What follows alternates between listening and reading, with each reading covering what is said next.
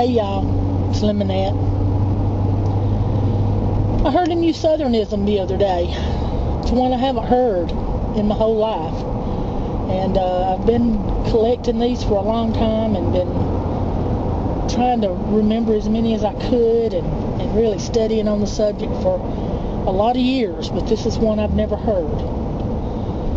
Guy was talking to his friend the other day, and you know how guys talk to each other, you know, like Jeff Foxworthy said, you know, you'll call up on the phone and say, "You old dog, you old smelly rat hound of a dog," you know, they just talk to each other like that, and they love each other, but that's the way guys let each other know, you know, that they love each other, is by calling them bad names.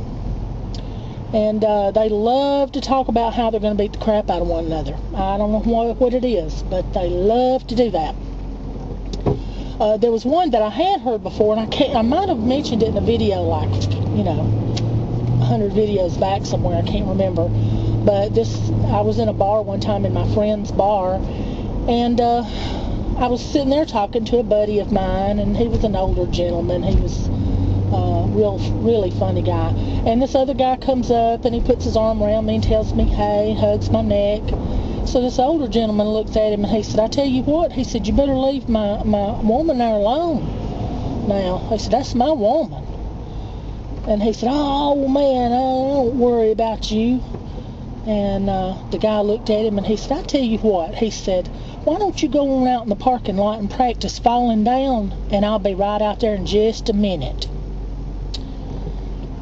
I love that one. I love it when guys talk that way to each other. But now that one I'd heard, but this is a new one. Guy's talking to a buddy of his about how he's gonna just beat the living hell out of him, and he says, "I tell you what," he said, "if you don't leave me alone, I'm gonna knock you upside the head and tell God you died."